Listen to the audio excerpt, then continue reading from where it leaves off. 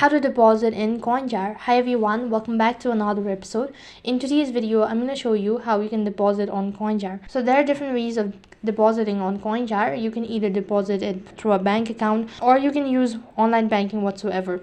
So basically, in order to deposit into your Coinjar account, first of all, make sure to log in.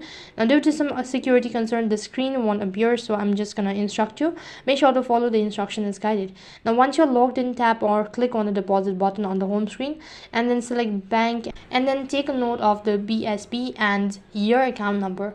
After that, open your bank's app or website and follow the prompt to make sure a new payment. Then enter the deposited amount and enter the Coinjar's unique BSB and account number and confirm the transaction. It's gonna take a while, so you have to wait patiently until you get further notified stating that you have successfully deposited. So in that way, you can deposit in Coinjar. That is all for this video.